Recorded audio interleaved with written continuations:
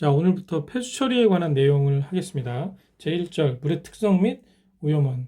여기서는 물의 기본적인 특성에 대해서 숙지를 하시면 좋고요. 열 용량이 높다. 그리고 생명체를 유지할 수 있는 기능이 있다.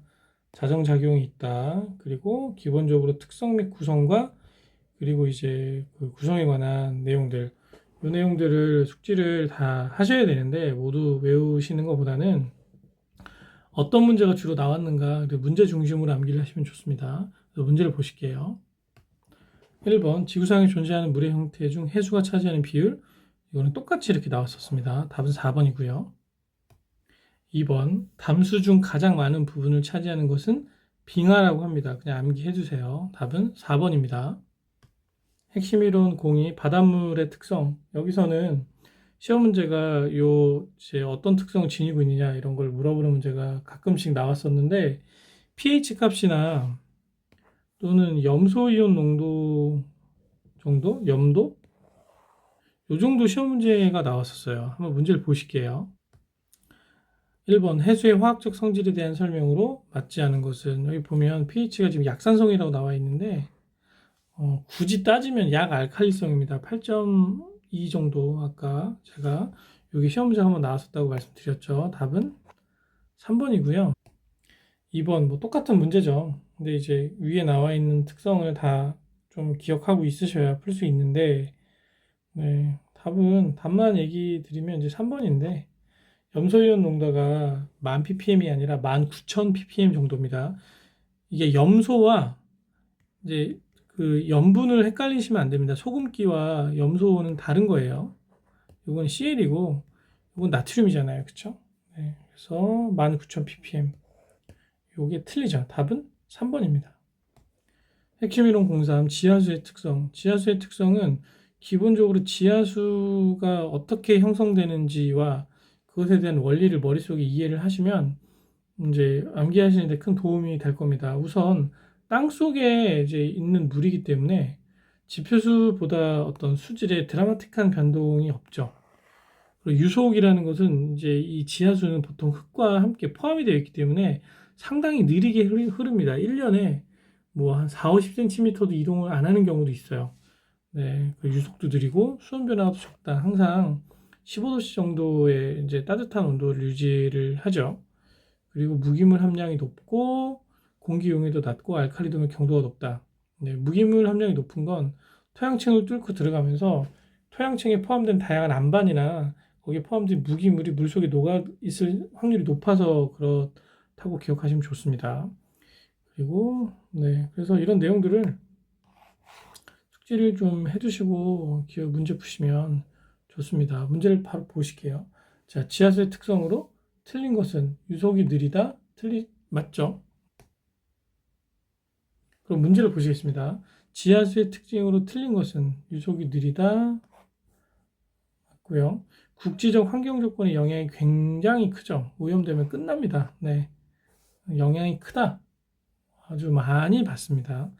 세균에 의한 유기물의 분해가 주된 생물 작용이 된다. 맞고 소멸화 적고 답은 2번입니다. 2번 수자원에 대한 일반적인 설명으로 틀린 것은 호수에 미생물 번식이 있고 수온 변화에 따른 성층이 형성된다. 맞죠? 네, 지표수는 무기물이 풍부하다. 반대인 것 같은데요. 지하수가 무기물이 많고 일반적으로 지표수가 지하수보다 깨끗하지 않습니다. 지하수가 더 깨끗해요. 네, 근데 지표수를 많이 쓰는 이유는 접근성 때문이에요. 우리가 마시는 물이 다 하천물이잖아요. 네, 우리가 마시는 물이 다 지표수입니다. 이 말은 좀 반대입니다. 답은 2번이고요. 3번 다음과 같은 특성을 갖는 수어는 뭐 지하수에 관한 설명이겠죠. 네, 무기물이 풍부하다, 수온 변화가 적다, 온도가 일정하다, 약 15도씨. 그래서 답은 3번입니다. 핵심 이론 공사 호소의 물 현상. 호소라고 하면 고여있는 물이에요. 이제 흐르는 물과 고여있는 물을 이렇게 우리가 둘로 나눠서 얘기할 수 있잖아요. 자, 흐르는 물을 우리가 이제 하천수 또는 이제 유수라고 하고, 네, 고여있는 물을 호소라고 합니다. 유수 안에 하천, 강물 뭐 이런 것들이 포함이 되고요. 강이 하천보다 규모가 큽니다. 그리고 도랑, 네, 도랑의 기준은 폭이 3m 이내, 뭐 이런 거는 이제 수질하고는 관련이 없는데, 네, 그래도 그냥 기억하시면 좋을 것 같아요. 호소는 고여있는 물, 그래서 저수지나 호수나 연못, 이런 그 유수는 그 어떤 폭이나 이런 게 기준인데 반해서 호소는 어떤 영역의 크기에 대한 기준은 법적으로는 없어요. 네, 그래서 호소는 고여있는 물이다라고 기억하시고 문제를 푸시면 네, 좋습니다. 자, 호소는 전도와 성층 현상 두 가지가 같이 일어납니다. 전도는 물이 이렇게 뒤집히는 거예요. 원래 이제 봄과 가을에 이제 전도 현상이 일어나는데 여름과 겨울에는 수직 분포가 일정합니다. 네, 그런데 봄과 가을은 온도가 변화함에 따라서 그 상층과 하층의 물의 무게가 달라져서 이렇게 수직으로 이렇게 돌거든요. 그래서 전도 현상은 주로 봄과 가을에 일어나는 호수에서 이해가 일어나야 물이 혼합되면서 네, 자정작용이 생길 수 있는 겁니다. 두 번째, 성층 현상입니다. 성층 현상은 이제 여름과 겨울에 온도가 일정한 호수에서 층별로 이렇게 나눠지는 그런 현상을 의미를 합니다. 예를 들어 여름은 이제 해가 강하잖아요. 그럼 여기가 좀 뜨겁습니다. 뜨겁다. 여기는 좀 약간 그거보다 덜 뜨겁겠죠. 그리고 하부는 가장 비교적 이제 차겠죠. 그래서 물이 밀도가 이제 수표면이 가장 밀도가 낮게 되겠고 여기는 조금 높은 밀도가 되겠고 하부는 밀도가 가장 높겠죠. 그래서 여름에는 이 물이 온도가 이제 이 온도 차이에 의해서 정확하게 이렇게 나뉘어집니다. 요 부분과 요 부분과 요 부분이 이렇게 다른 온도로 구성이 되겠죠. 그러다가 여름에서 이제 가을로 되는 과정에서 네, 이제 식는 속도에 따라서 밀도가 바뀌어서 이제 나중에는 수표면이 이제 0도씨 비슷하게 돼요. 그러니까 4도씨까지 내려가면 죄송합니다. 네. 이제 점점 추워지면서 예를 들어 수표면이 원래 10도씨에서 15도씨가 됐다가 점점 내려가서 이제 어느 점까지 내려가는 순간이 되면 4도씨가 되는 이제 그 지점이 올 거 아니에요? 그럼 물은 4도씨가 밀도가 제일 낮아요. 그래서 0도씨가 되기 전에 4도씨 물이 아래로 내려가게 됩니다. 높은 밀도가 돼서. 그래서 4도씨 물이 바닥으로 깔리는 거예요. 그래서 겨울에는 4도씨 물이 바닥에 깔리고 표면은 0도씨 물이 있게 됩니다. 그래서 이때는 그 성층 현상이 밀도가 높은 4도씨 물이 바닥에 깔리고 가장 위에는 비교적 더운 0도씨 물이 있으면서 성층 현상으로 인한 전도 현상이 발생하고 그래서 표면부터 어는 겁니다. 그래서 물속에서 호수에서 물고기들이 얼어 죽지 않는 겁니다. 가장 하부에 있는 물이 가장 마지막에 옵니다. 네, 그래서 성층 현상과 전도 현상은 같이 연계해서 공부하시면 좋습니다. 그리고 부영양화는 이제 영양물질이 많아지는 현상이라고 그냥 이해하시고 풀면 좋습니다. 그래서 영양물질이 비료나 분뇨에서 유입이 많아져서 생기는 것. 이게 하천에서도 많이 생기는데 호소가 고여있기 때문에 이 부영양화에 상당히 취약하다. 그래서 녹조나 적조로 이어지게 된다. 문제를 보실게요. 1번 성층 현상이 뚜렷한 계절. 우리가 전도 현상과 성층 현상 두 가지 다 배웠죠. 전도 현상은 온도가 변하는. 자, 온도가 변하는 건 봄과 가을이겠죠. 전도 현상은 온도가 잘 변하지 않는 여름과 겨울입니다. 네.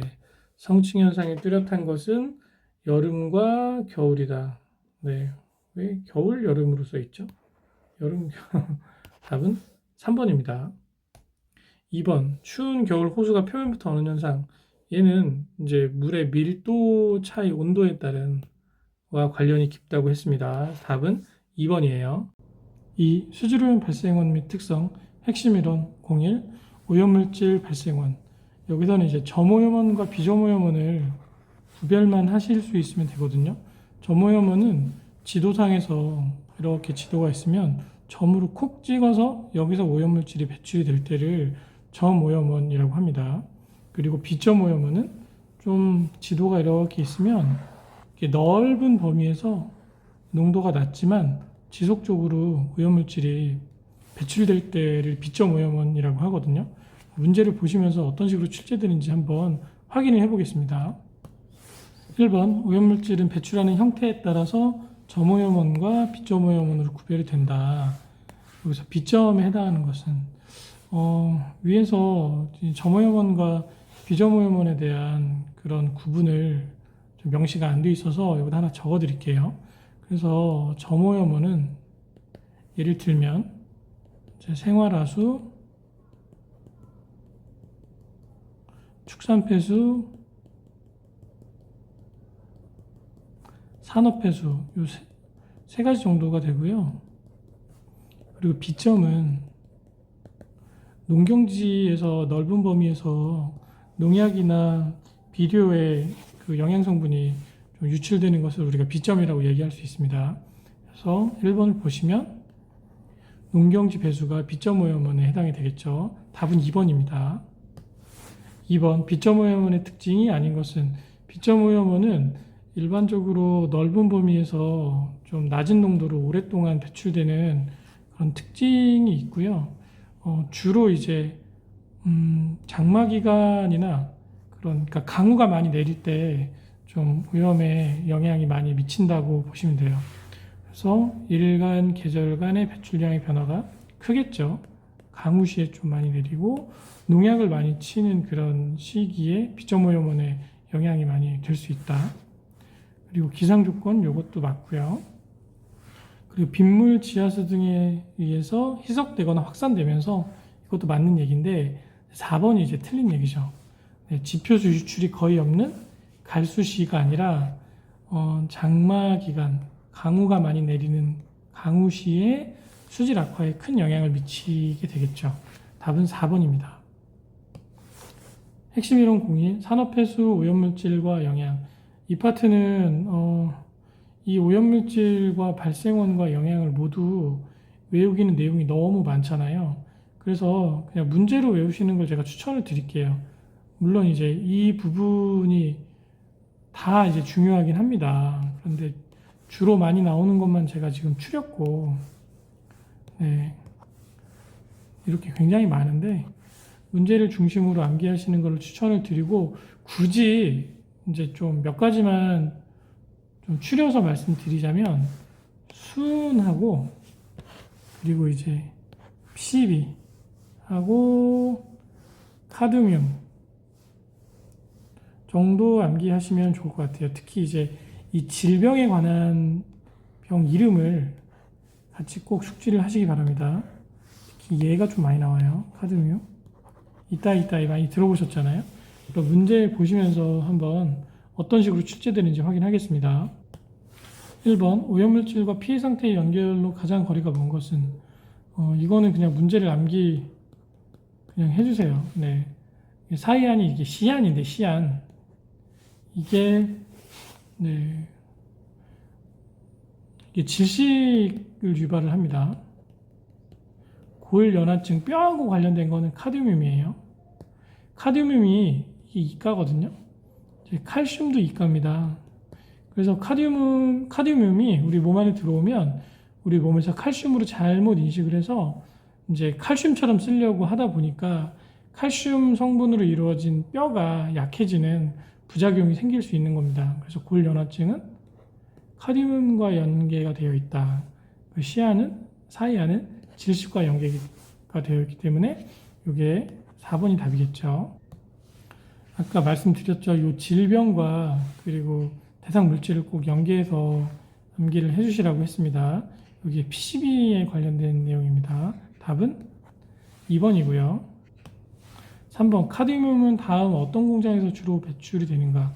카드뮴은 도금이나 재련 이 두 군데에서만 나옵니다. 네, 그래서 답은 4번이겠죠. 4번, 도금, 피혁 제조, 색소, 방부제, 약품 제조업 등의 폐기물에서 주로 검출될 수 있는 성분은 답은 이제 3번인데, 우리가 도금 성분이 배출되는 그러니까 도금 공장에서 배출되는 오염물질이 크게 두 가지예요. 크롬과 카드뮴입니다. 근데 여기 지금 재련이란 말이 없잖아요. 네.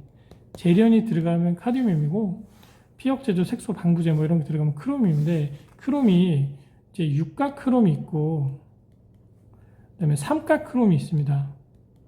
사실 둘 다 독성이 강하긴 강한데 얘가 상당히 독성이 강하고 얘는 독성이 있긴 있지만 뭐 유가에 비해서는 상당히 낮은 정도이다. 그래서 크롬을 이게 나중에 한번 나오긴 나오거든요. 얘를 중화시키는, 그러니까 얘를 이제 환원시키는 그런 과정으로 크롬을 좀 독성 크롬을 없애는 그런 화학적 처리 작용이 있어요. 그래서 크롬은 주로 이제 도금, 피혁제조 이런 데서 나온다. 답은 3번입니다. 핵심 이론 03 적조 현상. 적조는 바다가 붉게 변하는 현상인데 이 적조라는 개념 자체가 붉은색, 적색, 갈색을 띠는 식물성 플랑크톤, 주로 그걸 우리가 조류라고 합니다. 조류의 과다 번식에 기인을 하거든요. 근데 조류가 과다 번식을 하려면 얘가 좋아하는 뭔가 영양 성분이 들어야 되잖아요. 그 영양 성분이 질소와 인입니다. 얘가 어디에 있냐면 축산 폐수나 또는 농약이나 비료 이런 성분에 되게 많거든요. 그래서 장마 기간에 축산 폐수와 농약과 비료의 오염 성분을 띠고 있는 어떤 그 오염 물질이 강이나 바다로 유입돼서 발생하는 현상이 적조 현상이라고 우리가 이름을 붙일 수 있겠죠. 그래서 원인은 이제 가장 중요한 것이 이 두 가지 유입에 의한 피해이고, 물의 이동이 없이 정체됐을 때, 생물 생장 조건이 유리할 때, 아무래도 이게 조류가 생물이다 보니까 물이 따뜻하고 먹이가 많을 때 번식을 잘 하겠죠. 그리고 미량 원소 요게 요겁니다. 그리고 하수의 업웰링으로 인한 침전인의 상승, 바닥에 그러니까 해수, 죄송합니다. 해수 바다의 그 바닥에 침전되어 있던 침전물이 이 업웰링이라는 게 이제 해류가 상승하는 조건이 이루어져서 위로 올라가는 거거든요. 그때 바닥에 있는 침전물이 위로 이렇게 떠오르기도 합니다. 그래서 바닥에 있었던 뭐 침전인이 상승해서 표면에 인의 양이 많아지면 그걸 먹고 좋아하는 조류의 생성이 증가하게 되는 그런 원인으로 얘기할 수 있겠죠. 그래서 이제 적조 현상 발생하면 다 안 좋죠. 한번 읽어보세요. 그냥 일반적인 내용이라 굳이 암기하실 필요까지는 없을 것 같습니다. 문제 보시겠습니다. 문제는 이렇게 간단하게 나옵니다. 적조 현상을 발생시키는 주된 원인 물질 질소와 인이라고 했죠. 답은 2번입니다. 핵심 이론 공사 정수 처리 순서 및 시설. 이 정수 처리라는 것이 마시는 물을 깨끗한 물을 만드는 과정이라고 보시면 됩니다. 그래서 혼화라는 거 약품을 섞고 그 다음에 응집시키고 침전시킨 다음에 여과시키고 마지막에 미생물 소독, 이거는 우리가 염소 소독을 하죠. 그래서 이 순서를 꼭 암기를 해 두시고요. 관거시설이라고 하면 우수나 오수를 이제 내려보내서 하천이나 또는 시설로 보내는 그 시설을 말하거든요. 그래서 여기서 이제 이게 시험 문제 가끔씩 나와요. 그래서 측구라는 개념, 도로의 노면이나 비탈면에 빗물이 빠져나가기 위해서 설치한 그 도로의 배수 시설을 우리가 측구라고 합니다. 그리고 하수를 내보내기 위한 관거의 종류에 이게 소재별로 시험 문제 나오거든요. 그래서 하수 관거에 해당하지 않는 것은 뭐 이런 게 시험 문제 나왔던 적이 좀 있어요. 그래서 요거 암기해 주시고, 그리고 콘크리트 하수 관거의 주요 부식의 유발 물질이 지금 이산화황과 그 다음에 이제 황산이온인데, 결국에 얘네들이 물과 결합하면 황산을 만듭니다. 이 황산이 하수관거를 부식시키는 강산으로서 역할을 한다라고 생각하시면 이해하기 쉬우실 거예요. 그리고 하수관거의 단면적 및 유량을 계산하는 식은 이렇게 되어 있는데 문제를 한번 보면서 한번 풀어보시겠습니다. 1번 상수도 정수처리장에서 이제 일반적인 순서를 묻는 문제죠. 여기 보시면 아까 설명해드린 혼화, 응집, 침전, 여과, 소독인데 소독은 염소로 한다고 했죠. 네. 그래서 이 내용을 기억하시면 문제 푸는데 좀 도움이 많이 되실 겁니다. 그래서 이게 다 나온 게 아니라 지금 침전, 여과, 소독 이렇게 뒤에 부분이 좀 나왔죠. 그래서 답은 1번입니다. 2번 도로와 사유지의 경계선에 따라서 도로 부진에 설치하는 배수로를 무엇이라고 하는가? 아까 측구라고 했죠. 측구 주로 이제 우수 빗물을 이동시키기 위한 공간으로 생각하시면 됩니다. 3번 하수관과 부식 유발하는 오염물질 황산이온과 황화수소 이 두 개라고 했죠. 이 두 개가 모두 결국에 뭐를 만든다? 황산을 만든다. 그러니까 H2S 플러스 H2 하면 여기 황산에 해당하는 이온들만 있잖아요. 원소들만. 그래서 이게 H2SO4가 된다고 생각하시면 됩니다. 그래서 답은 2번입니다. 4번 하수광고의 종류 중 맞지 않은 것은 아까 이거 암기하라고 말씀드렸는데 문제를 그냥 외우세요. 또 외우기가 좀 싫다 그러면 잘 생각해 보면 아연은 왠지 좀 하수광고로 쓰기엔 약할 것 같은 생각이 들지 않습니까? 그래서 아연은 강관으로 하수광고에는 사용하지 않습니다. 답은 1번입니다. 5번 직경이 30cm 하수관 이게 지금 다이어미터가 그냥 단위를 통일을 하겠습니다. 다 미터니까 30cm면 0.3m죠. 그리고 유량이 나왔죠. 유량이 20m 세제곱 퍼 미닛인데 답에서 세크로 나왔잖아요. 그럼 여기서 그냥 바꿀게요. 20 큐빅미터 퍼 미닛인데 1 미닛은 60 세크죠. 네, 이렇게 되면 20 나누기 60 하면 0.3 아닌가요?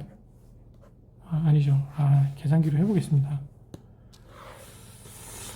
네, 20 나누기 60 0.3333이네요. 그러면 0.33 큐빅미터 퍼 세크죠. 그럼 위에다 쓸게요. Q는 0.33 큐빅미터 퍼 세크. 그럼 이 조건에서 우리가 구하고자 하는 것이 유속이잖아요.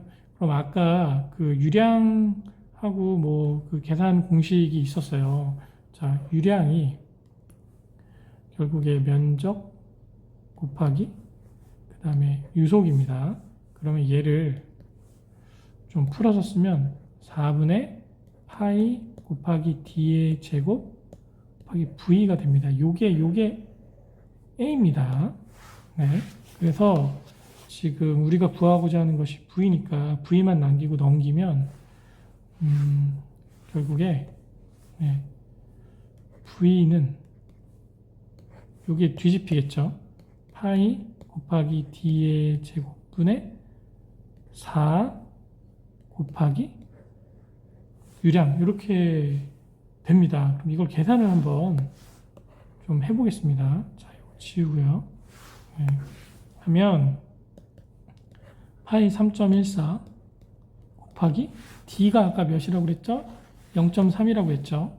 0.3m의 제곱분의 4 곱하기 유량은 0.33이라고 했죠. 미터 대제곱 퍼 세크예요. 0.33 미터 세제곱 큐빅미터 퍼 세크가 됩니다. 그래서 얘를 계산기로 해보면 같이 한번 해보시죠. 네, 가로 열고 4 곱하기 0.33 가로 닫고 나누기 가로 열고 3.14 곱하기 가로 열고 0.3에 네, 0.3에 괄호 닫고 요거의 제곱이죠. 네, 제곱 괄호 닫고 괄호 한 번 더 닫으면 4.67이라는 숫자가 나옵니다. 그래서 답이 4.67 m/s면 반올림해서 그냥 4.7 m/s라고 해도 될 거예요. 그래서 답이 이렇게 나오는 겁니다. 계산기를 쓰실 때 괄호를 잘 쓰셔야 됩니다. 그래서 괄호를 쓰는 연습을 많이 해서 제곱이나 로그나 또는 나누기를 할 때 정확하게 사칙연산이 구분돼서 계산기를 사용할 수 있는 좀 연습을 많이 하시면 좋을 것 같습니다. 답은 2번입니다.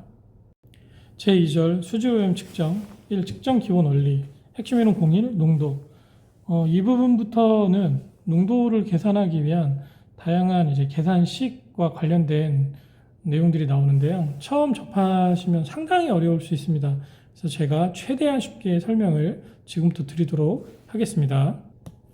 우선 백분율 농도라고 하면 농도 자체가 이게 얼마큼 녹아있느냐를 표시하는 단위잖아요.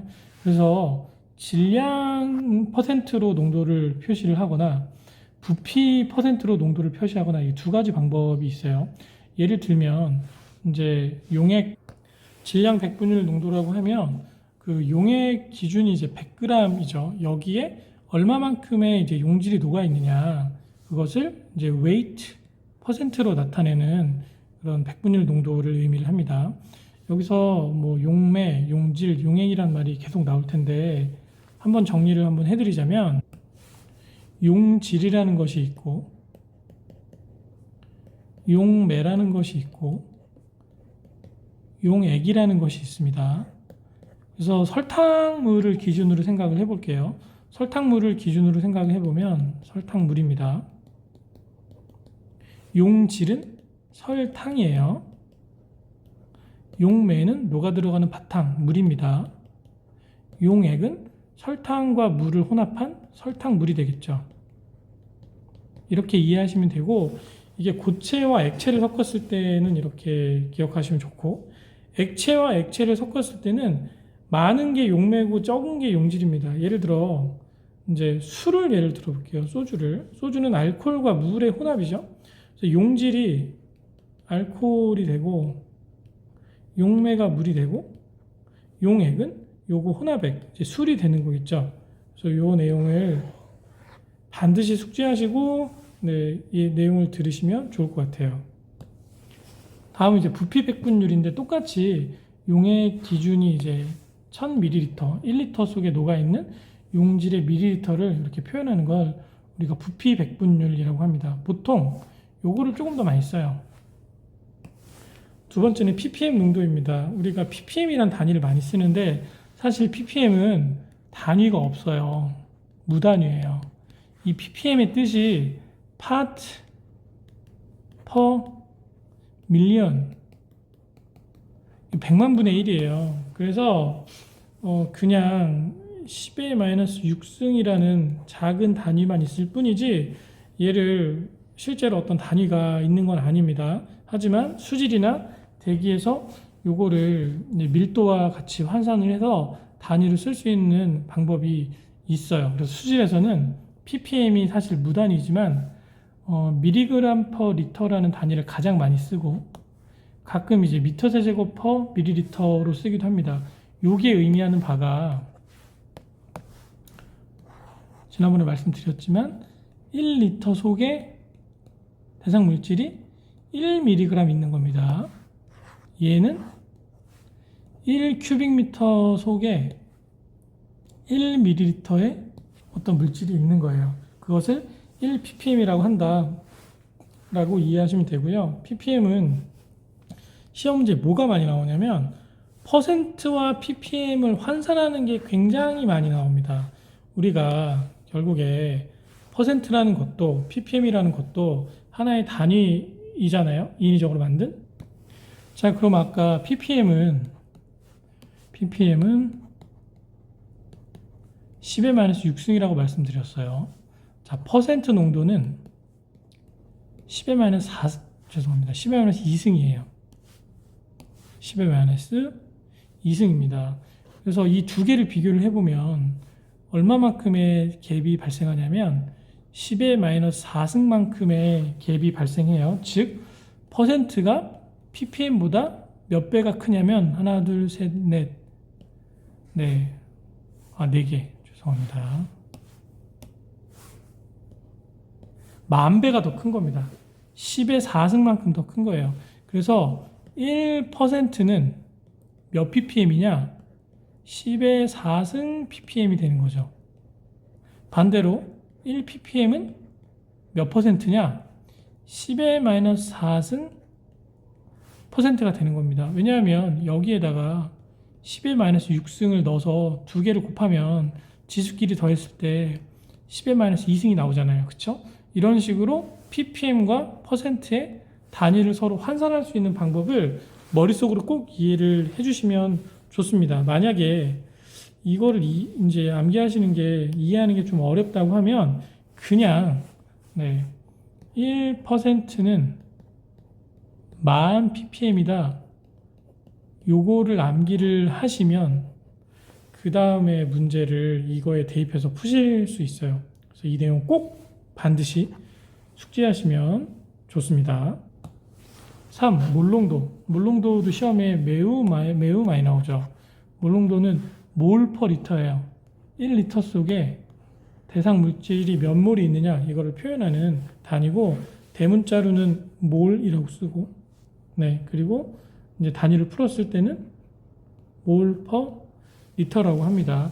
우리가 몰이라고 하면 지난번에 말씀드렸지만 이 환경화학에서 물질을 표현하는 굉장히 기본적인 단위 중에 하나잖아요. 예를 들어서 메테인이 있습니다. 요게 예를 들어서요 32g이 있다. 그럼 이것은 몇 몰이냐 라고 물어보면 얘 우선 원자량을 찾으셔야 돼요. 원자량이 탄소가 12고 수소는 1인데 4개죠. 그러면 합친 화학식량은 16g입니다. 16g per 몰, 이걸 몰질량이라고 한다고 했죠. 즉 1몰이 16g이에요. 그러면 1몰이 16g일 때 X몰은 32g이다. 이 비례식으로 풀면 단순히 봐도 2배니까 여기가 2몰이 되겠죠. 그렇죠?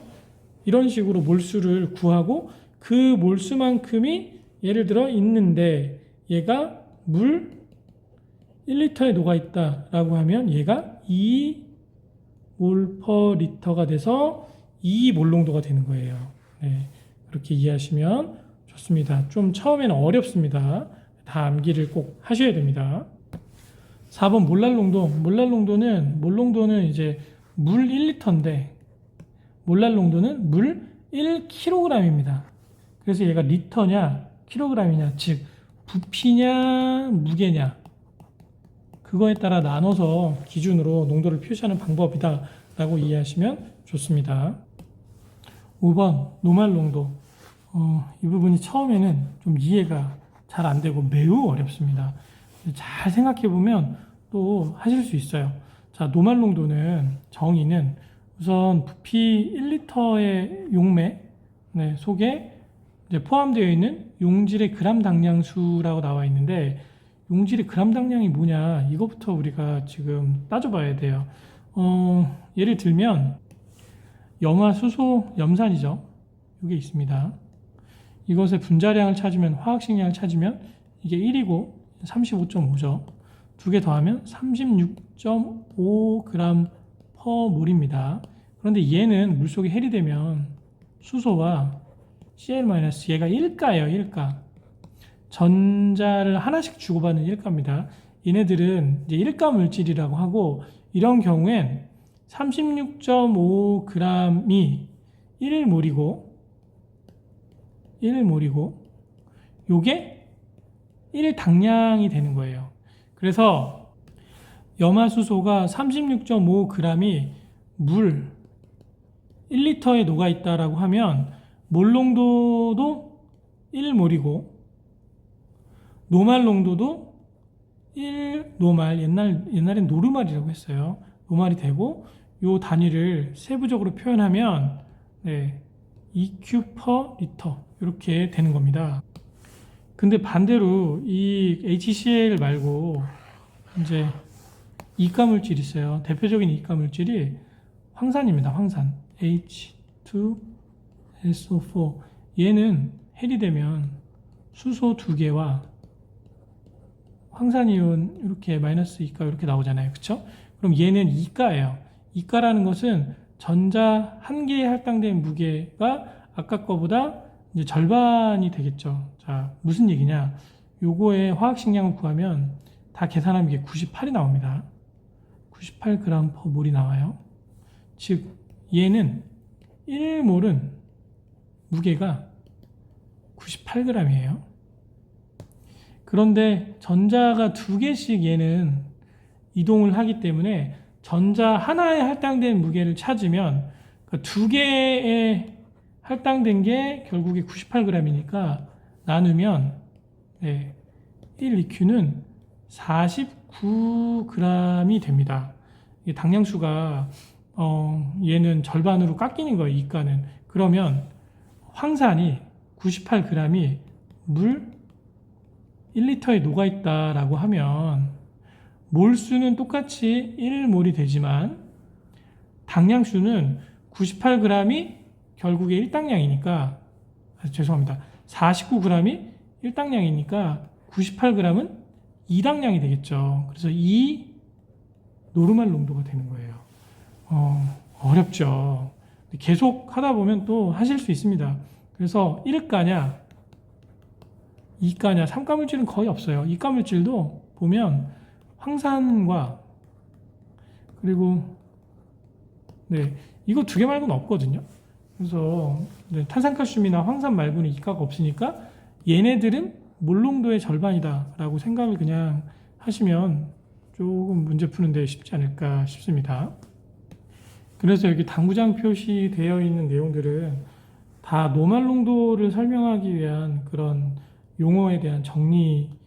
그래서 한번 읽어보시고 이 용어에 대한 내용이 중요하지만 더 중요한 건 이제 문제를 풀 때 정확하게 이해하고 문제를 푸는 것이 더 중요하거든요. 그냥 한 번만 간단하게 설명드리자면 당량이라는 것은 이제 할당된 무게, 할당된 양을 의미를 하는데 이 환경화학에서는 전자에 할당된 무게로 이해를 하시면 조금 이해하기 쉬워요. 그래서 이가는 전자가 2개니까 2개에 할당된 무게는 절반이 되겠죠. 만약에 3가 물질이 있다고 치면 전자를 3개를 주고받을 거 아니에요? 그러면 그 물질을 전자 3개가 떠받치고 있는 형태니까 각 전자에 할당된 무게는 3분의 1이 되겠죠. 그런 식으로 이해하시면 좋을 것 같아요. 그리고 당량수라고 하면 각 원소 화합물에 1몰당 할당된 일정한 양을 의미를 한다라고 그냥 이해하시면 좋을 것 같고요. 그람 당량수, 얘를 이제 그람 당량이라고도 하는데 1몰의 질량으로 당량을 나눈 값이다 이렇게 나와 있는데 얘를 좀 설명을 해드리자면 단위를 보면서 이제 개념을 이해하시면 좀 좋아요.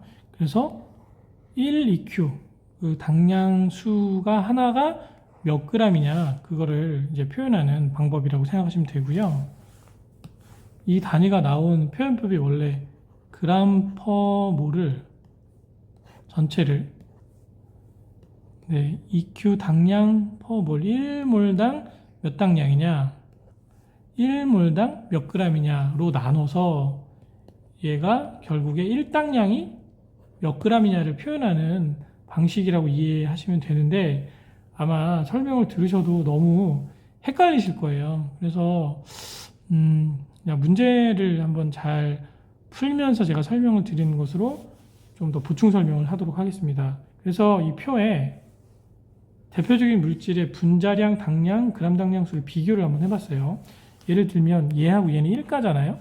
그러니까 얘는 H 플러스 Cl 마이너스가 되고 얘는 Na 플러스 OH 마이너스가 돼요. 그래서 얘는 1가입니다. 전자 하나씩 주고받아요. 그래서 얘를 1당량이라고 우리가 하고 이 1당량 전자 하나에 할당된 무게가 36.5g per 몰 1몰의 무게와 같잖아요. 그래서 그람 당량수도 같은 겁니다.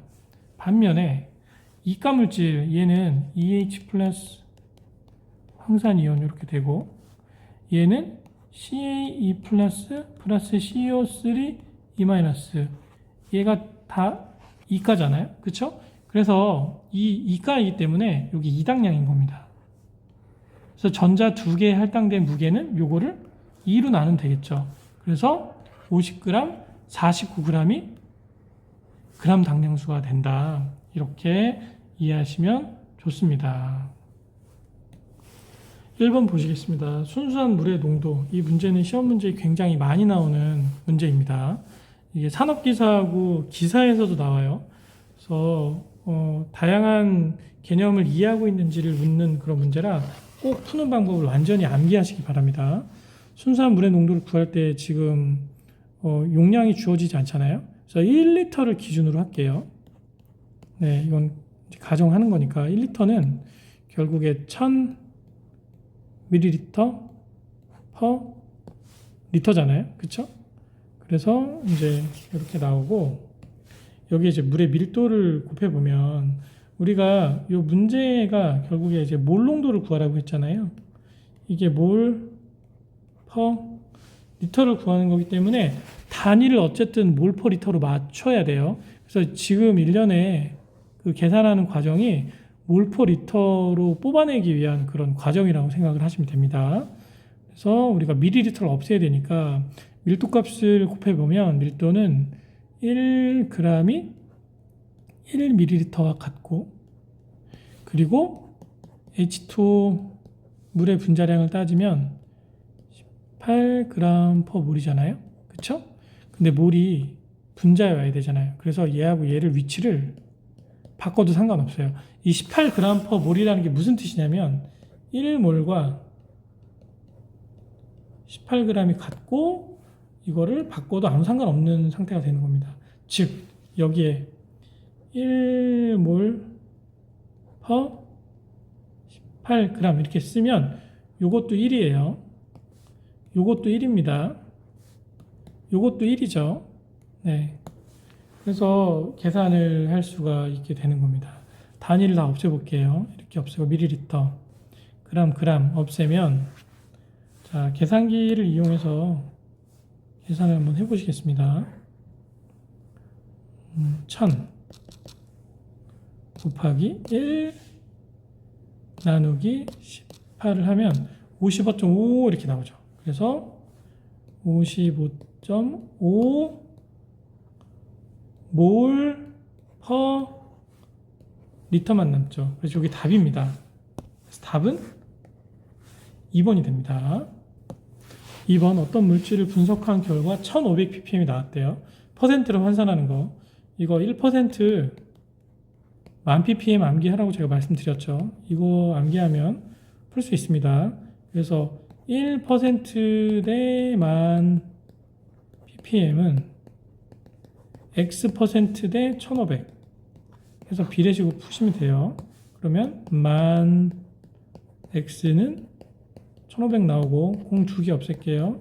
그럼 100분의 15는 x는 0.15죠. 그래서 0.15% 됩니다. 답은 1번입니다. 3번입니다. 117ppm의 염화나트륨 용액의 농도는 몇 몰 농도인가? 이 문제도 처음에 보면 좀 어렵죠. 바로 풀겠습니다. 자, NaCl이 117ppm이 있다고 합니다. 그러면 지금 이제 얘가 1몰일 때의 우선 분자량을 찾아보면 나트륨이 분자량이 23이잖아요. 그리고 염소가 35.5 더하면 얼마죠? 58.5g per 리터가 되겠죠. 그럼 얘를 기준으로 비례식으로 그냥 푸시면 돼요. 뭐냐면 1몰일 때 58.5g per 리터가 나왔습니다. 그러면 X몰일 때 117ppm인데 얘를 몰 퍼 리터로 환산을 하면 117g per 밀리리터, 죄송합니다. 밀리그램 퍼 리터 반대죠. 네. 미리그램 퍼 리터라고 했습니다. 근데 그램 퍼 리터로 바꿔야 되니까 얘를 그램으로 환산을 하면 돼요. 그럼 117mg은 1000mg이 1g과 같죠. 1000으로 117을 나누면 0.117g이 나오잖아요. 그쵸? 그래서 0.117g 퍼 리터가 나오고 요 ppm이 0.117g 퍼 리터가 나오는 겁니다. 그럼 이렇게 곱하고 이렇게 곱해서 비례식으로 풀면 결국에 이 값을 이 값으로 나누면 되겠죠. 한번 나눠보겠습니다. 0.117 나누기 58.5 0.002라는 숫자가 나오죠. 그래서 답이 1번이 되는 겁니다. 4번 2g의 소금물을 증류수에 녹여서 100ml의 소금물을 만든다. 소금물의 농도를 구해라. 자, 100ml에 2g을 녹였다고 합니다. 그러면 얘를 지금 단위가 보면 미리그램 퍼 리터잖아요. 그래서 분모가 1000ml입니다. 네, 100ml에 2g 녹였으면 1000ml에는 몇 g 녹였겠습니까? 20g이죠. 그러면 농도를 구할 때는 그냥 이 용질분의 이 용질을 이제 미리그램 단위로 바꿔서 gram을 미리그램으로 바꾸려면 1g이 1000mg이니까 나누면 1, 10, 100, 2만이 되잖아요. 2만 mg 퍼 리터 이렇게 되는 거잖아요. 그래서 답이 3번이에요. 어떻게 보면 어렵지 않게 풀 수 있습니다.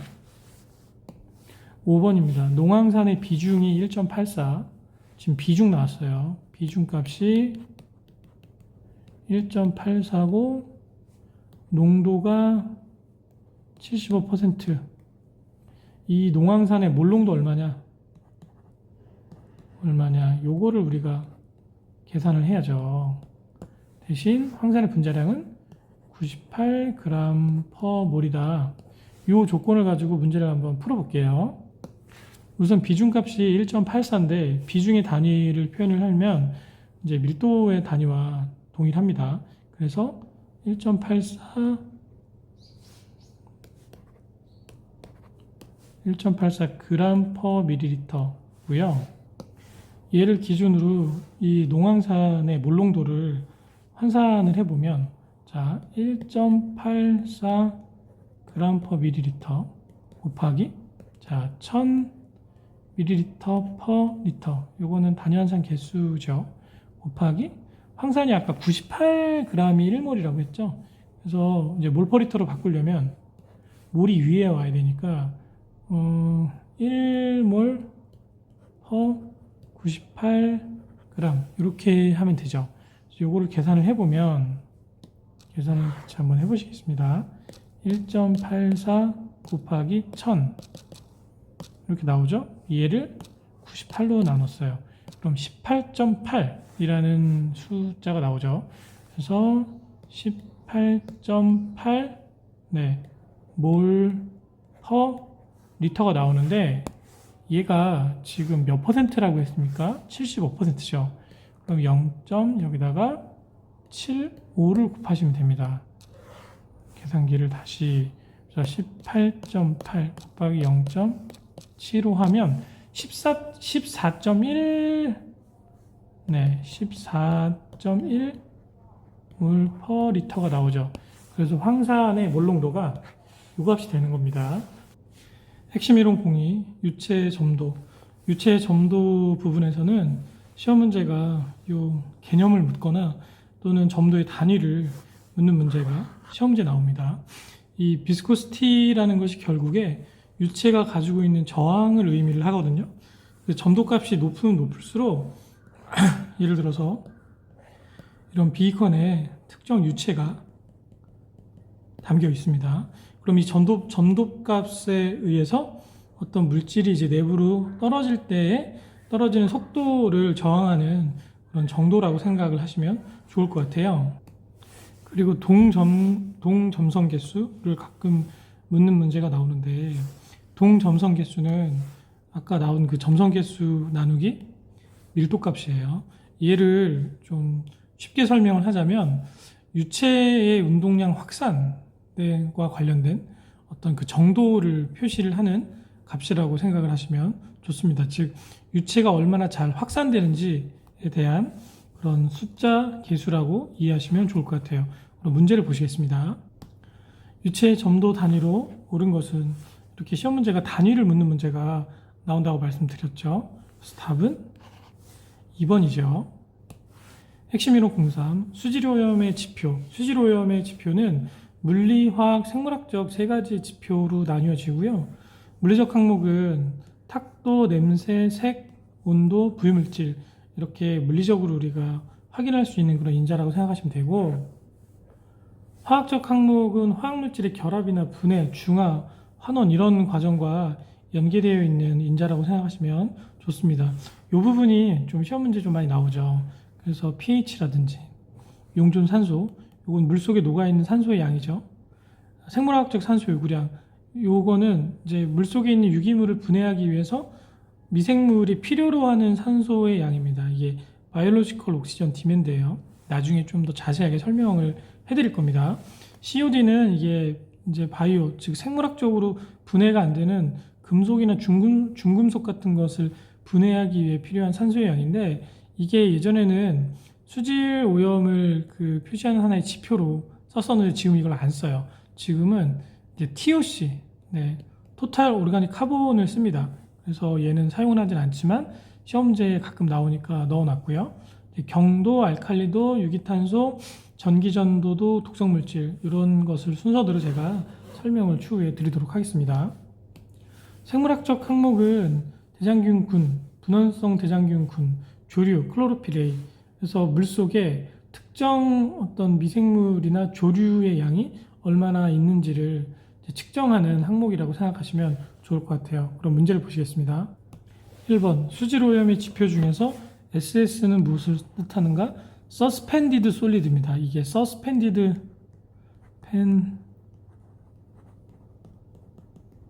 요거고요. 요게 이렇게 SS거든요. 요건 부유물질이란 뜻이에요. 그래서 물속에 부유하고 있는 입자성 물질을 뜻합니다. 답은 2번이고요. 2번 다음은 수질오염의 지표에 관한 설명이다. 틀린 것은 pH 맞고요. SS 맞고요. DO 맞는데 COD는 생화학적이 아니라 화학적 산소, 이건 생이라는 말을 띄어야 돼요. 생물하고는 전혀 관련이 없고 화학적인 산소 요구량을 의미를 합니다. 답은 4번입니다. 핵심 이론 공사 경도. 경도는 물속에 녹아있는 그 용해성 금속 이온 중에 이가 이온이 있어요. 칼슘과 마그네슘. 얘네들의 합을 우리가 경도라고 표현을 하고요. 얼마나 금속 이온이 많이 녹아있는지에 따라서 이제 그 경도가 높은 물을 이제 샛물, 경도가 낮은 물을 단물 뭐 이렇게 표현을 하기도 합니다. 총 경도는 일시 경도와 영구 경도로 구별해서 이야기할 수 있고요. 일시 경도를 다른 말로 탄산 경도라고 합니다. 탄산에 기인한 경도이기 때문에 일시적으로 경도에 영향을 있고, 시간이 지나서 물이 이제 가열을 하게 되면 이제 제거되는 쉽게 날아가는 경도라고 생각하시면 되고요. 영구 경도는 우리가 비탄산 경도라고 합니다. 그래서 얘네들이 이제 칼슘 이가나 마그네슘 이가에 기인한 진정한 그 경도라고 생각을 할 수가 있겠죠. 경도가 높은 물은 먹으면 우리 배가 아픈 복통을 유발할 수도 있고, 상업적으로는 세제와 비누의 소비량을 증가시키거나 또는 관 벽면에 이런 칼슘과 마그네슘 금속 성분이 스케일을 끼면서 이제 물의 흐름을 방해해서 통로를 좁게 하는 그런 여러 가지, 그래서 시간이 지나면 이 파이프가 터질 수도 있습니다. 그런 요인이 있다고 보시면 됩니다. 이 경도를 낮추는 과정을 이제 서프트닝이라고 하는데요. 한국말로는 연수화라고 합니다. 그래서 다양한 방법을 통해서 물의 경도를 이제 해결을 한다. 그래서 그냥 탄산경도일 경우에는 끓여서 제거하기도 하고, 비탄산경도는 화학약품을 집어넣어서 칼슘과 마그네슘을 바닥으로 이제 침전시켜서 제거하는 형태로 화학적인 처리를 통해서 연소화를 진행을 합니다. 중요한 건 이 경도 계산인데요. 이 계산식을 암기를 하셔야 됩니다. 이렇게 보면 이게 뭔가 참 헷갈릴 수도 있어요. 근데 결론만 말씀드리자면 칼슘과 마그네슘 경도를 탄산칼슘으로 환산해서 표현하는 하나의 방법이라고 보시면 됩니다. 예를 들면 이 마그네슘이 이게 원자량이 24거든요. 네. 그래서 24를 기준으로 당량으로 이렇게 나눠가지고 요 위에 해당되는 칼슘과 마그네슘 값을 집어넣어서 계산을 하면 되는 것이죠. 한번 문제를 풀면서 설명을 좀 더 자세하게 드리겠습니다. 1번 산도나 경도는 탄산칼슘으로 표현을 합니다. CaCO3 여러 가지 이유가 있는데 가장 보편적인 이유가 이 분자량을 합치면 100g/몰이에요. 그래서 계산하기가 좀 쉽습니다. 그런 이유도 있어요. 그래서 탄산칼슘으로 환산해서 경도와 산도를 표현합니다. 2번 경도의 주 원인 물질은 칼슘과 마그네슘이죠. 답은 1번입니다. 3번 경도에 관한 설명으로 거리가 먼 것은 나트륨은 농도가 높을 때 경도와 비슷한 작용을 해서 유사 경도라고 합니다. 근데 이건 설명에 나오진 않지만 맞아요. 세탁 효과를 떨어뜨려서 세제 소모량을 증가시키죠. 이가 이온의 양이온, 음이온은 전혀 해당이 없습니다. 답은 3번입니다. 가열하면 침전되어 제거되는 경도를 일시경도, 또 다른 말로 아까 뭐라고 한다고 했죠? 탄산 경도라고 합니다. 그래서 답은 3번입니다. 자, 이게 이제 계산 문제인데요. 한번 풀어볼게요. 자, 칼슘이 40 ppm이고요.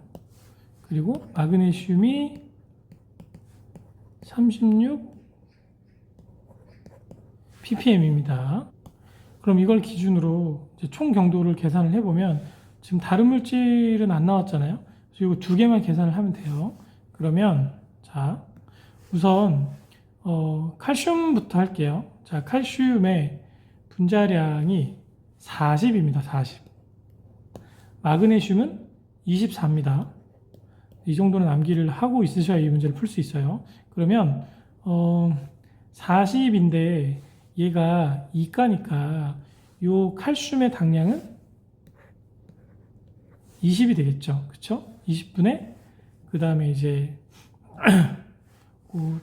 칼슘 이온의 농도가 지금 40 ppm이라고 했죠. 네. 곱하기 50. 네. 여기에다가 더하기 이제 마그네슘을 넣겠습니다. 마그네슘의 분자량은 24인데 이당량이니까 나누면 12가 되겠죠. 12. 네. 12분의 요 마그네슘 농도가 36이니까 36mg/L 곱하기 50. 사실 이 50이라는 값은 탄산칼슘의 당량이에요. 이 값을 곱함으로써 앞에 계산된 값을 탄산칼슘의 값으로 환산하는 용도라고 생각을 하시면 됩니다. 그러면 그냥 계산을 할게요. 이거 2죠. 2 곱하기 50 하면 100이고요.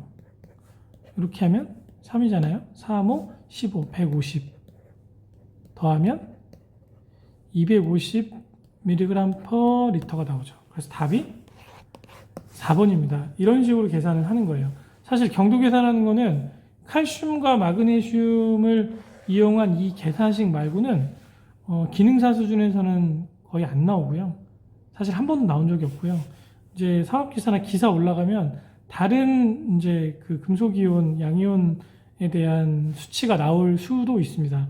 네, 이 정도만 아시면 되니까 이 푸는 방법을 반드시 암기를 해두세요. 네. 왜냐하면 시험 문제 많이 나옵니다. 이 문제가. 유사한 문제가. 그리고 칼슘과 마그네슘의 그 원자량을 꼭 기억을 해두시면 좋습니다. 다음은 알칼리도입니다. 알칼리도 역시 탄산칼슘으로 표현을 합니다. 그리고 알칼리도의 개념, 산을 중화시키는 능력의 척도이다. 중요한 거는 알칼리도를 유발시키는 물질이 수산화물, 탄산염, 중탄산염 이렇게 세 가지인데요. 이 세 가지를 기준으로 알칼리도에 대한 기여도를 꼭 암기를 하셔야 돼요. 이 수산화물이 알칼리도에 기여하는 비중이 상당히 높습니다. 그래서 탄산염과 중탄산염, 이 이름도 다 암기해 주시면 좋아요. 여기 지금 안 나와 있는데 H2CO3가 이게 탄산이죠. 탄산. 그래서 탄산, 중탄산염, 탄산염, 수산화물 이런 이름까지 암기를 해두시면 좋습니다. 그럼 문제를 보시겠습니다. 1번 알칼리도에 관한 설명으로 틀린 것은 산이 유입될 때 이를 중화시킬 수 있는 능력이 척도다. 이거 맞는 얘기죠. 2번 알칼리도는 물에 알칼리를 주입해서 소모된 알칼리 물질의 양을 환산한 값이다. 전혀 말도 안 되는 얘기입니다.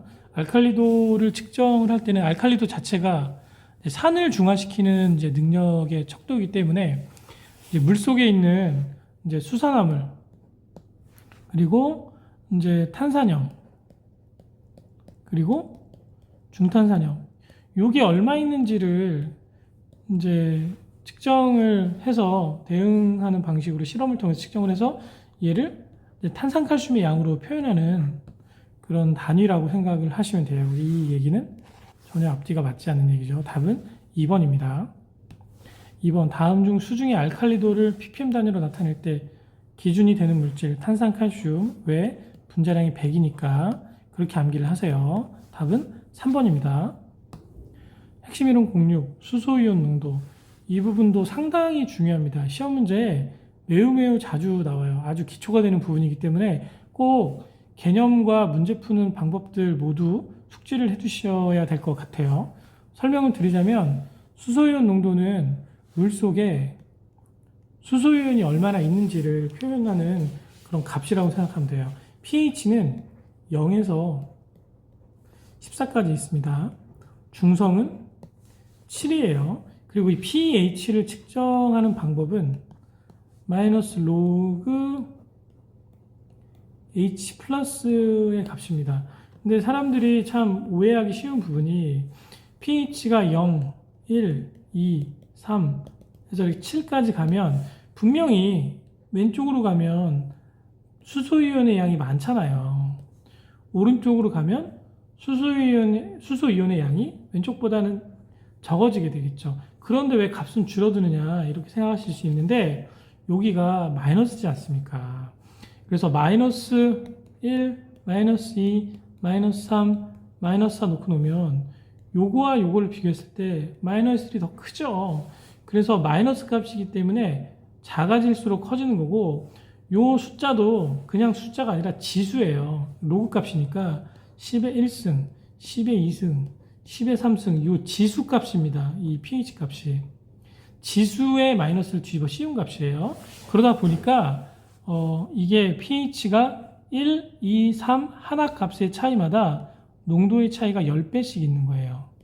그리고 이게 pH 0과 pH 2는 10의 제곱만큼, 즉 100배의 차이가 있는 거죠. 그래서 pH 2보다 pH 0이 수소이온이 100배가 더 많은 겁니다. 그렇게 기본적인 이해를 하시고 보시겠습니다.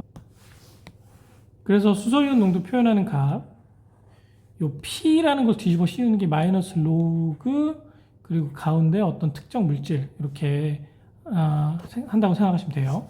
수산화 이온 농도도 똑같죠. P로 뒤집어 씌우니까 마이너스 로그 OH 마이너스 그리고 요게 상당히 중요해요. 문제에서 pH 값을 구하라고 하면서 pOH 값을 줍니다. 반대로 pOH를 구하라고 하면서 pH 값을 줘요. 그래서 A 플러스 B가 14니까 넘겨서 pH는 14 마이너스 pOH 이런 식으로 계산해서 풀 줄 아느냐 이런 걸 문제가 나온다고 생각하시면 돼요. 자연수의 pH는 7이지만 빗물은 탄산염의 영향으로 5.6을 유지합니다. 그래서 빗물이 5.6보다 낮았을 때만 산성비다. 수소이온 농도의 계산은 이제 물이 헬이 됐을 때 이렇게 갈리고 각각 요 농도가 10의 마이너스 7승 몰포 리터씩 있어요. 얘도 그만큼 있고 얘도 그만큼 있습니다. 그래서 이것을 환산해서 표현하는 pH 값이 이렇게 계산을 할 수 있다. 그럼 문제를 보실게요. 1번 0.01 노르말 농도 HCl 용액의 pH는 얼마인가? pH 값을 구할 때는 이제 이게 1가인가 2가인가 그것을 알아야 됩니다. 그래서 이게 몰농도로 계산을 해야 되기 때문에 그것을 알아야 돼요. 이렇게 노르말 농도로 나왔을 때 다행히 HCl은 1가잖아요. 그래서 몰농도와 노르말 농도가 얘는 같습니다. 즉 0.01 몰농도 HCl이 되는 거예요. 그럼 얘를 표현하면 10의 마이너스 2승 몰 퍼 리터죠. 그러면 그러니까 이게 0.01 몰 요마수소가 있다는 얘기는 얘가 물에 헬이 되면 H 플러스 Cl 마이너스 얘도 요만큼 얘도 요만큼 있는 겁니다. 저는 예전에 대학교 다닐 때 이게 조금 헷갈렸었어요. 이게 H 플러스도 이만큼 있고 CL 마이너스도 이만큼 있으면 두 개를 합치면 0.02가 되는 게 아니냐 그런 생각을 했는데 이 부호가 반대잖아요. 그래서 얘랑 결합해서 네, 중화가 되는 조건으로 우리가 생각을 해야 되기 때문에 각각의 물질이 이만큼 있다라고 기억하시면 좋습니다. 그래서 지금 수소이온의 양이 이만큼이 되죠. 그럼 얘를 기준으로 마이너스 로그를 뒤집어 씌우면 됩니다. 즉 pH는 마이너스 로그 H 플러스 값이 10의 마이너스 2승이죠. 네, 이렇게 되지 않습니까? 그러면 자 마이너스 2가 앞으로 올 수 있죠. 그럼 마이너스 2 곱하기 마이너스 1 로그 10의 1승 하면 로그 10은 밑수가 10이잖아요. 그럼 이게 약분이 되잖아요. 그럼 1만 남잖아요. 그래서 2 마이너스 2 곱하기 마이너스 1 곱하기 1 하면 2가 되겠죠. 그럼 pH가 2인 겁니다. 그래서 답이 2번입니다. 2번 pH 2인 용액의 수소이온 농도는 얘가 2면 자 pH가 마이너스 로그 H 플러스가 2래요. 그러면 마이너스를 양쪽에 곱하면 로그 H 플러스는 마이너스잖아요. 로그를 베끼는 방법은 지수로 뒤집어 씌우면 돼요. 그러면 없어지면서 자 수소이온의 양은 10의 마이너스 2승 이렇게 되죠. 그럼 얘는 0.01이잖아요. 답은 1번입니다. 3번 보시겠습니다. 수산화칼슘이 있죠. 1mm몰이래요. 1mm몰은 10의 마이너스 3승 몰입니다. 밀리미터, 밀리그램 똑같은 거예요. 그러면 수산화칼슘이 요만큼이 있습니다. 얘를 농도로 표현하면 이렇게 되겠죠. 얘의 완전 해리식을 쓰면 칼슘 2가 플러스 2 OH 마이너스라는 식이 나옵니다. 얘가 지금 어떤 식으로 반응하는지를 보면 얘가 앞에 숫자가 지금 1이잖아요. 네, 칼슘 1몰과 수산화 나트륨은 2몰씩 반응을 합니다. 네, 이렇게 했을 때 이제 칼슘 이온이 10의 마이너스 3승 몰일 때 OH 값은 얼마냐 계산해 보면 X는 이렇게 곱하고 이렇게 하면 되죠. 그러면 2 곱하기 10의 마이너스 3승 몰농도 이렇게 됩니다. 그러면 1mm몰일 때 이제 수산화 이온의 값은 2 곱하기 10의 마이너스 3승 몰농도가 된다. 다 지울게요. 네.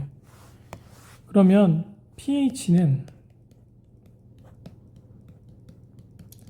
14잖아요. 우리가 구하고자 하는 건 pH입니다. 그럼 얘만 남기고 이항하면 14 빼기 p OH가 되겠죠. 요 값을 여기다 넣으면 되는 거예요. 그러면 14 네, 이게 마이너스 하면 플러스 값이 되겠죠. 무슨 이야기면 POH가 마이너스 로그 OH 마이너스잖아요. 근데 앞에 마이너스 하나 더 있잖아요. 그럼 여기 플러스가 되겠죠. 즉 플러스 로그 OH 마이너스 값인데 이 값을 넣으면 돼요. 2 곱하기 10의 마이너스 3승. 이렇게 하면 되는 거예요. 이렇게 하면 자 14 플러스 로그 2는 0.3010이에요. 로그 3은 0.4771입니다. 그냥 암기하세요. 네, 계산기로 한번 보시면 자 로그 2 이렇게 나오죠. 로그 3 네, 이 두 개는 그냥 암기를 하십시오. 계산하지 말고 나중에 많이 쓰입니다. 그래서 이게 0.3010이니까 0.3010 더하기 10의 마이너스 3승인데 로그 있으니까 10 없어지고 마이너스 3만 남죠. 마이너스 3 계산을 해보면 14 더하기 괄호 열고 0.3010 빼기 3 하면 11.301 나오죠. 그래서 답이 4번이 되는 겁니다. 이 시험 문제 많이 나옵니다. 핵심 이론 07 온도 표시. 온도 표시는 공정시험 기준에서 온도에 대해서 어떻게 규정하고 표시를 하는지에 대한 내용이 나오고요. 보통 셀시우스 온도, 섭씨 온도를 기준으로 표현을 합니다. 그리고 절대 온도는 273으로 표현해서 하죠. 즉 섭씨 온도 0도가 절대 온도 273K입니다. 네, 이 정도는 알고 계셔야 돼요. 온도 표시법은 섭씨 온도, 화씨 온도, 절대 온도 표시법 이렇게 있고요. 중요한 게 이제 이런 게 시험 문제 나와요. 표준, 상온, 실온, 찬곳, 그리고 냉수, 온수, 열수, 그 다음에 수욕 중 가열한다 뭐 이런 내용들이 나오는데 요거는 좀 암기하기 힘들다 하더라도 꼭 암기를 해주셔야 문제를 풀 수 있습니다. 문제 보실게요. 1번 환경오염 공정시험법에서 이제 규정하고 있는 그 상온이 몇 도냐 이거는 암기를 그냥 해야죠. 네, 암기해야 풀 수 있습니다. 네, 이렇게 나오면 좀 힘들죠. 다 알아야 되니까 그렇죠? 그래서 찬 곳은 이제 따로 규정이 없는 한 0에서 15도 사이다. 4번이 틀리죠. 네, 답은 4번입니다. 핵심 이론 08 용액의 농도. 이 파트는 용액을 이제 혼합했을 때 표현하는 그런 방법인데요. 주로 시험 문제 많이 나오는 게 요게 많이 나와요. 염산 1 플러스 2라고 하면 앞에 1이 염산이고 뒤에 2가 물이에요. 이게 비율입니다. 그래서 비율을 기준으로 계산을 해야 된다는 걸 꼭 염두를 해 두시고 문제를 한번 보시겠습니다. 황산 1 플러스 2는 무엇을 의미하는가? 앞에 게 황산 이렇게 동그라미 치세요. 뒤에는 물. 황산과 물인데 1과 2를 혼합한 거다. 네. 답은 2번이죠. 핵심 이론 09 BOD 관련 계산 문제. 이 부분은 이제 기타 다양한 계산에 관한 문제를 제가 한번 다 넣어 봤는데 여기 말고도 좀 나오는 게 있긴 있어요. 그런 것들은 기출문제 풀이를 통해서 제가 좀 풀어드리면서 설명을 해드리겠습니다. 우선은 이제 부하량 계산하는 거 나오고요. 그다음 제거율에 대해서 나옵니다. BOD 제거했을 때 제거율이 어떻게 되느냐? 그리고 잔존 BOD 농도 요게 좀 많이 나와요.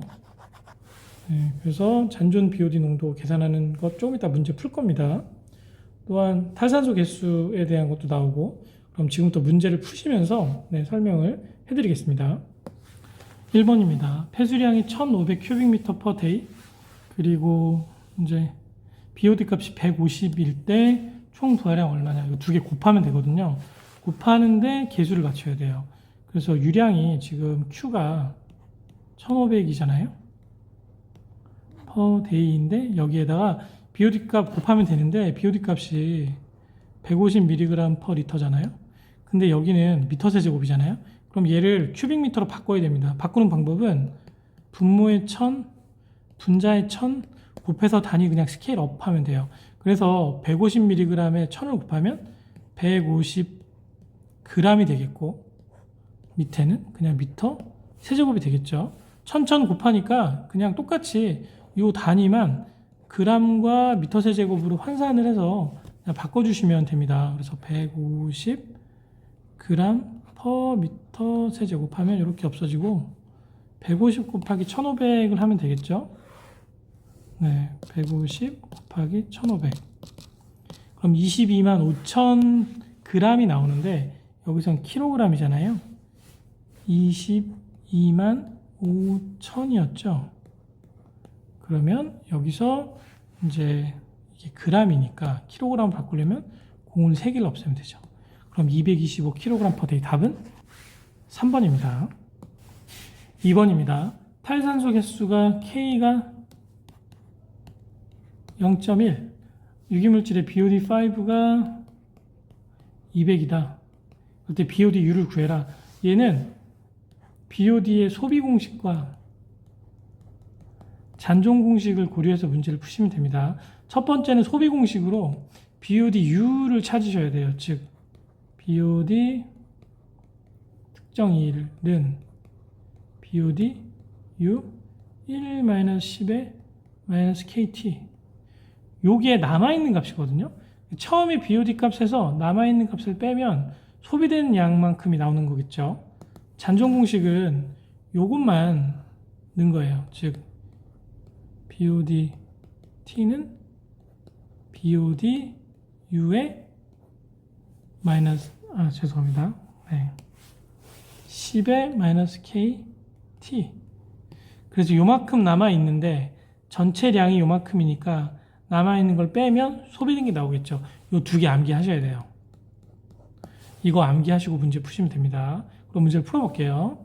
자, 우선 소비 공식으로 BOD5가 200이잖아요. 그럼 5일 기준으로 자 BOD5는 우리가 모르는 BOD U 값을 X라고 넣을게요. X 1-10의 K가 0.1 곱하기 T가 5일이라고 그랬죠. 5일. 우리가 5일 기준으로 지금 하는 거니까 그럼 X만 남기고 이항을 하면 200을 1-10의 -0.5로 나눈 값입니다. 계산기로 한번 해볼게요. 자, 200 나누기 1-10의 요 가로 치겠습니다. 확실하게 하기 위해서 10의 -0.5 하면 292가 나오죠. 그럼 요 값이 292입니다. 자, 요 값을 기준으로 이제 BOD2를 구하면 되는 겁니다. 자, BOD2를 우리가 구해보면 이제 이때는 잔존 공식 쓰면 되죠. BOD2는 BODU 292 곱하기 10의 KT인데 네, K 값은 똑같이 0.1이고요. T는 2일이니까 2일이죠. 요거는 292에 곱하기 10의 -0.2가 되겠죠. 그래서 얘를 또 계산을 우리가 해보면 292 곱하기 괄호 열고 10의 -0.2 하면 184라는 숫자가 나옵니다. 그래서 184.6 답은 3번입니다. 자, 3번입니다. 300ml BOD병의 분석 대상 시료를 0.2% 넣었대요. 예, 이 0.2% 꼭 기억하시고요. 그리고 나머지는 희석수로 채운 다음 최초의 DO 농도를 측정한 결과 첫날 용존산소 D1이 6.8이고요. 5일 후에 D2는 2.6이라고 합니다. 이걸 가지고 이제 희석 배수를 찾은 다음에 다 곱하면 돼요. 뭐냐면 BOD5가 D1 빼기 D2 곱하기 희석 배수거든요. 근데 희석 배수 자체가 처음에 이제 BOD병이 가득 찼을 거 아니에요? 네, 가득 찼는데 그 중에 가득 찬 것 중에 분석 시료가 0.2%라고 하면 이거 숫자로 바꿔서 곱한 값을 희석 배수로 넣으면 돼요. 얘를 숫자로 바꾸려면 0.2를 숫자로 바꾸려면 공을 2개를 넣어주면 됩니다. 퍼센트니까 100분의 1로 나누면 돼요. 그러면 0.002가 되겠죠. 그쵸? 자, 계산기로 하시면 300 나누기 300 곱하기 0.002 하면 500입니다. 희석 배수가 500인 거예요. 그러면 여기다 500 넣고 6.8 빼기 2.6 4점이죠. 여기다가 곱하기 500 하면 2100이라는 숫자가 나오죠. 그래서 답은 2100입니다.